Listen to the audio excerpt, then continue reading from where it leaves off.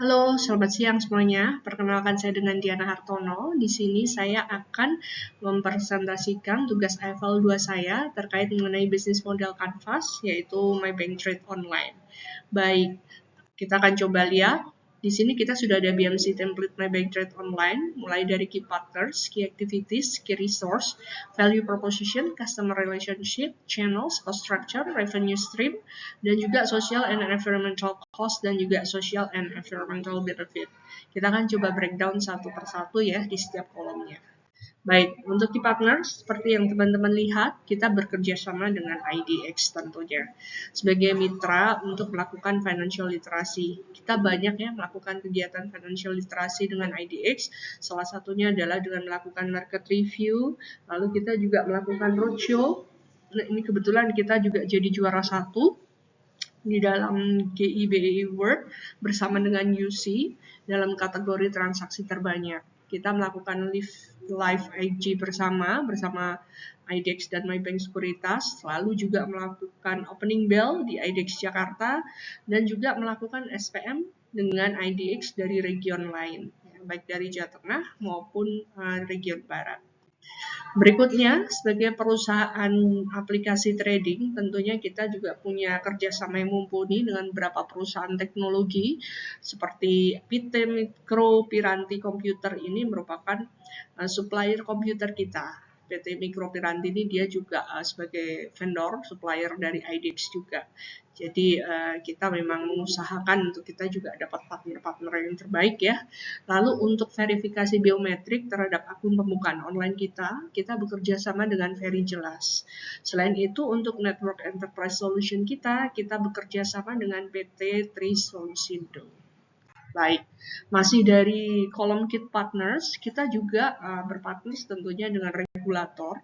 Selain dengan IDX, kita berpartner dengan OJK tentunya, karena sebagai lembaga jasa keuangan non-bank, maksud saya, kita ini masih di bawah OJK tentunya, di bawah payung OJK, dan juga ada lembaga lain yang kita sebut sebagai KSEI, di mana KSEI ini memberikan suatu keamanan ya bagi para investor kita dalam berupa akses ke SEI sendiri ini yang kita kenal sebagai KTP-nya para investor nih teman-teman. Jadi kalau misalkan kita sebagai investor pemula baru, kita jangan khawatir, takut gitu ya. Kalau misalkan gimana nanti suatu saat kalau misalkan sekuritasnya tutup atau mungkin saham saya hilang. Nah, di sini dengan kita memiliki akses kartu dari KSEI ini, kita bisa klaim ya. Harusnya saham ini bisa dipindahkan ke sekuritas yang lain, ataupun juga kalau misalkan sistem down dan ini tidak tercatat ya, saham kita ini masih terus ada selama memang kita belum pernah jual ya. Gitu. Oke, lalu berikutnya kita juga bekerja sama dengan partner dari fintech, financial technology aggregator, yang kebetulan saat ini kerjasama kita adalah dengan Moduit. Kita bekerja sama untuk memberikan financial literasi terhadap masyarakat Indonesia, dan juga bekerja sama dalam mengenalkan aplikasi online trading kita, My Bank Trade Online.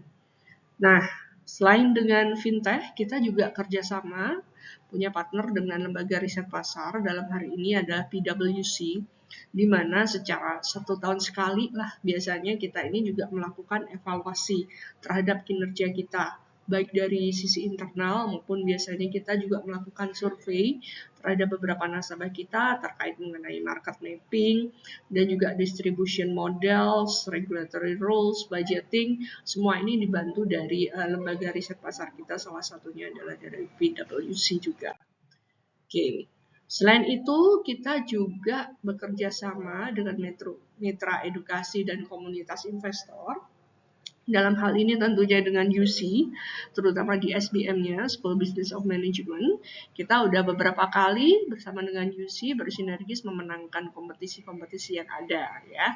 Itu yang pertama, ini kita pernah juara 1 se-Jawa Timur ya dalam kompetisi kategori transaksi terbanyak.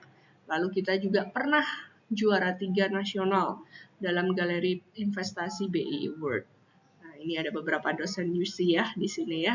Jadi ya kita bekerja sama dengan sangat baik dengan UC untuk terus memberikan financial literasi bagi mahasiswa dan juga masyarakat umum. Lalu kita akan pindah dari kolom Key Partners ke Key Activities. Kita juga melakukan pengembangan dan pemeliharaan akun trading kita. Kita lihat di sini, biasanya kita sering melakukan maintenance itu di hari Sabtu atau Minggu dengan melakukan mock trading. Ya, nasabah itu kita kasih email biasanya di hari Sabtu atau Minggu gitu, bahwa memang kita perlu adakan maintenance kalau misalkan aplikasinya ini nanti ada bug-nya atau mungkin ada virus ya, jadi bisa segera teratasi. Karena memang aplikasi online ini rentan dengan hal-hal yang seperti itu ya, virus, bug, scam, atau segala macam. Jadi kita ingin nasabah kita itu nyaman dalam bertransaksi begitu. Nah, memang kita adakan itu biasanya di hari Sabtu atau Minggu supaya nggak mengganggu jam tradingnya mereka di hari Senin atau Jumat. Baik, selain itu juga tadi edukasi dan literasi keuangan digital tentunya selain dengan mitra, kita juga adakan dengan mitra-mitra yang lain. Karena ini dengan Lintar ini adalah salah satu lembaga financial planner ya yang ada di Bali, lalu juga ini dengan RRI juga, dengan yang kampus yang ada di Jogja juga gitu. Jadi memang kita cukup aktif ya dalam melakukan financial literacy ini karena memang kita kepingin ini jadi sebuah action atau movement supaya semua orang bisa mendapatkan pemahaman yang sama terkait mengenai literasi ini. Baik, lalu masih dalam key activities, kita melakukan peningkatan keamanan cyber security tentunya.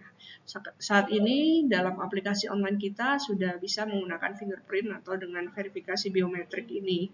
Tujuannya tentunya adalah untuk keamanan ya, untuk keamanan dari proses aplikasi online trading kita sendiri. Lalu juga selain dengan verifikasi biometrik, kita juga mengadakan reset password secara berkala atau PIN ya. Jadi sebenarnya untuk kita bisa melakukan transaksi di portofolio kita, biasanya kita akan ada diminta password atau PIN. Nah, itu perlu kita perbaharui secara berkala supaya jangan sampai kita ini mendapatkan kejadian yang tidak diinginkan ya, gitu. Jadi portofolio dari klien itu bisa tetap terlindungi. Lalu berikutnya, masih dari key activities, kita melakukan integrasi data, analitik, dan personalisasi. Seperti yang teman-teman lihat, di sini ada stock foreign buy atau sell, ada order book, ada summary. Di sini secara transparan, kita memberikan informasi terhadap para klien kita terkait mengenai volume dan juga valuasi transaksi dalam setiap saham yang ada. Selain itu juga adanya data terkait mengenai money flow yang masuk. Ya, seperti yang kita tahu bahwa pasar ini akan bergerak atau bisa dibilang menjadi bullish kalau misalkan ada flow money besar yang masuk sebagai katalis dalam market pada waktu tersebut. Gitu. Jadi hal ini tentunya yang akan ditunggu-tunggu nih para retail investor kita. Gitu. Kira-kira asing ini hari ini atau besok atau kemarin itu mereka membeli saham apa ya? Dan biasanya ketika memang itu perusahaannya baik dan memang ada money di sana, ada uang yang cukup besar di sana, tentunya ini akan menarik juga untuk para retail investor ini berinvestasi. Baik, berikutnya kita pindah ke kolom berikutnya, yaitu untuk key resource. Key resource sendiri ini kita juga mempunyai tim teknologi data services ya.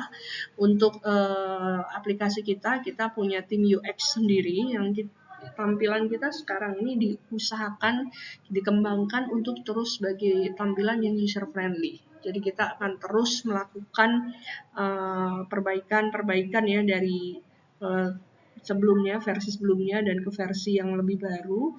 Ini menjadi kulitnya ini berbeda dari yang sebelumnya dan tampilannya itu akan jadi lebih menyenangkan untuk dieksplor. Karena tagline kita yang baru adalah menjadi investment playground bagi masyarakat Indonesia. Ya. Selain itu di dalam aplikasi kita juga terdapat price alert, biometric login juga, push notification, dan juga insight dan news. Baik, masih dari key resource, kita juga Secara resource kita juga memiliki izin usaha dan sertifikasi regulasi.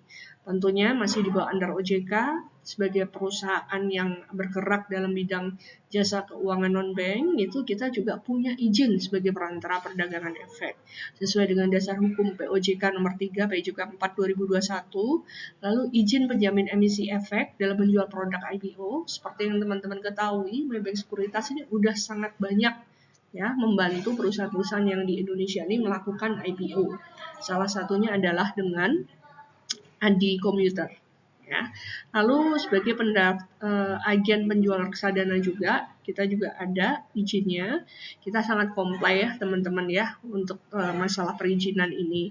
Sertifikasi sistem perdagangan online tentunya karena kita jualannya di sini, itu kita juga punya tentunya yang dari under BII dan sudah lolos uji kelayakan teknis dan keamanan. Lalu berikutnya terkait mengenai database nasabah untuk resource kita comply juga kepatuhannya terhadap Undang-Undang Perlindungan Data Pribadi atau PDP ini ya, gitu. Perlindungan atas data investor retail, nama, NIK, dan portofolio, harus memiliki data protection officer, dan menyediakan fitur hak akses koreksi dan juga penghapusan data. Kita comply juga terhadap prinsip data governance, data minimization, hanya data relevan yang dikumpulkan, dan juga consent based use, ini eksplisit persetujuan pengguna untuk marketing. Selain itu juga untuk ID trail, kita punya audit ini ada 2 ya teman-teman, ada yang internal audit dan juga ada yang eksternal. Jadi eksternal ini biasanya dari OJK 1 tahun sekali juga mereka akan audit ya.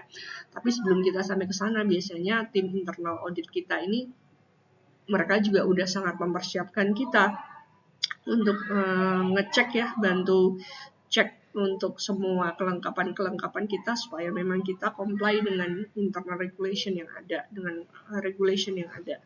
Lalu ada retention policy, data tidak boleh disimpan melebihi kebutuhan. Terkait mengenai penyimpanan data nasabah ini kita ada karena sebelum kita berubah jadi offline ini kita kerjasama dengan vendor ya.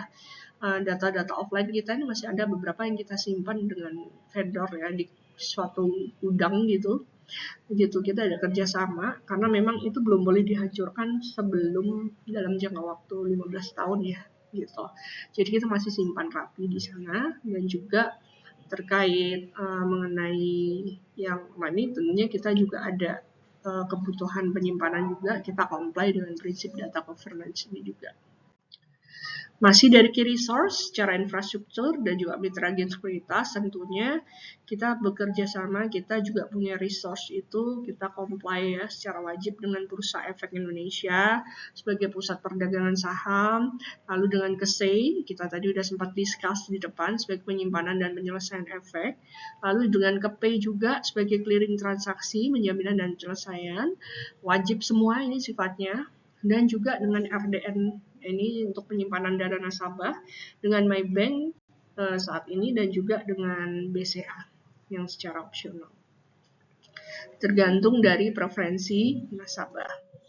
Lalu berikutnya kita pindah ke kolom berikutnya, ke value proposition, di mana kita ini menjadikan investasi pasar modal itu semudah belanja online, ya, akses cepat, inklusi, teredukasi, dan aman. Dari fitur-fiturnya, kita ini mencoba untuk bisa lebih cepat 1 kali 24 jam dalam pembukaan akun dengan menggunakan face recognition, Dukcapil, API, dan juga e-signature. Lalu tampilan UX-nya ini kita buat sederhana, secara user-friendly, tampilannya mirip pada aplikasi dompet digital Dana atau GoPay. Rekomendasi tentunya kita memiliki research ya sangat mumpuni dan juga experience dalam menyaring noise. Jadi rekomendasi yang kita berikan itu biasanya bukan dalam bentuk rumor ya, bukan berdasarkan hanya rumor, tapi itu sebenarnya udah disaring sehingga betul-betul yang kita rekomendasikan ini yang benar-benar mungkin menjadi katalis penggerak market pada hari itu. Ya, investasi kita juga minimal rendah bisa dari Rp100.000 untuk saham. Lalu fitur nabung saham dan juga simulasi investasi, virtual trading dan robo invest ini masih terus akan kita kembangkan. Baik, dari value proposition kita ini juga kita ada fitur trading kompetitif dan aman. Ya, di kita ini juga ada real time market access, ini langsung ke bid offer integrasi gateway ke bursa efek. Ada smart order juga, jadi bagi para investor kita yang sibuk, kita memiliki aplikasi smart order untuk smart buy dan juga smart sell ya. Dan juga bisa kita pantau, kita mau cut loss di berapa, kita mau take profit di berapa gitu. Lalu berikutnya itu ada di Advanced Charting Tools, tentunya kita kerjasama dengan TradingView teman-teman ya. Ini dilengkapi dengan indikator teknikal, MACD, RSI, dan Bollinger. Lalu juga ada beberapa multi chart yang dilengkapi dengan indikator. Tentunya ini akan memudahkan para investor kita untuk melakukan investasi saham. Lalu ada juga fractional share trading. Ini juga supaya akses retail kita ini bisa melihat secara lebih luas dan juga inklusif. Kalau memang saham itu ada di bawah 100.000, tentunya kita bisa beli juga minimal pembelian di 1 lot. Nah, masih dalam value proposition juga gitu, kita juga memberikan komisi yang bersaing dan aman. Saat ini secara berkala kita akan terus mengadakan promo terus ya. Komisinya ini biasanya sekitar 0,17 dan 0,27%. Lalu dalam periode tertentu kita memberikan diskon fee sebesar 40% dan cash reward 100.000 gitu. Ini biasanya akan diperbaharui secara berkala. Lalu juga ada edukasi lanjutan untuk ke semua level investor, bukan hanya nabung saham aja. Sebenarnya dalam produk pasar modal ini ada beberapa ya teman-teman ya, ada repo retail juga, dan juga ada structure warrant.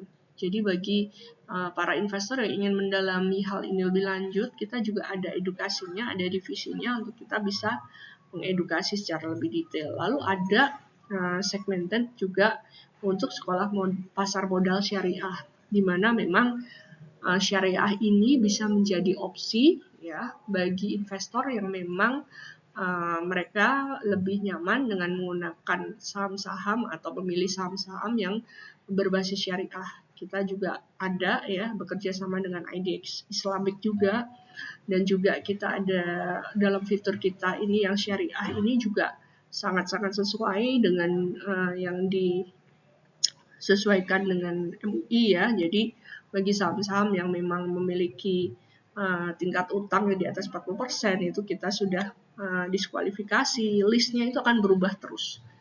Dan itu selalu kita update juga. Gitu. Itu ada semuanya, teman-teman, dalam value proposition kita. Baik, berikutnya kita akan menuju ke kolom berikutnya terkait customer relationship. Tentunya dalam perjalanan investasi kita ini kita nggak bisa semuanya sendiri ya gitu. Ada customer relationship yang harus kita bangun karena dalam perjalanan waktu mungkin ada nasabah yang butuh pembaharuan data terkait dengan data-data internal mereka, bahkan atau ada yang mungkin hanya sekedar reset password atau PIN. Nasabah bisa menghubungi WA atau mungkin dari email ke CS kita sangat responsif. Dan juga terkait mengenai webinar edukatif dan edukasi pengguna, kita sendiri sebenarnya ada coaching klinik sendiri terkait bagaimana menggunakan aplikasi kita sendiri itu MyBankTrade Online. Lalu ada juga personal brand kita terkait mengenai belajar investasi saham dari pemula atau bisa ini yang kita buat untuk umum. Selain itu juga ada program loyalitas nasabah aktif ya, dan juga pendekatan ke nasabah prioritas. Untuk nasabah yang skalanya prioritas, artinya value tradingnya cukup besar, biasanya mereka akan berada di bawah dedicated investment consultant, di mana memang mungkin untuk trading mereka akan dibantu diorderkan oleh tim IC kita. Dan mereka mungkin bisa dapat menawarkan eksklusif mungkin pada waktu-waktu tertentu, ada info-info terkait mengenai IPO ataupun mengenai repo ataupun reksadana, lalu ada aplikasi, mungkin promo-promo yang lain, produk-produk yang lain, ETF, obligasi. Nah, itu biasanya mereka akan mendapatkan ya. Lalu ada fee negotiation privilege, tentunya ini akan case by case ya. Dari kita manajemen pasti akan melihat dulu seberapa besar size transaksinya yang ada di kita, dan ini sifatnya biasanya bukan general ya. itu akan case by case.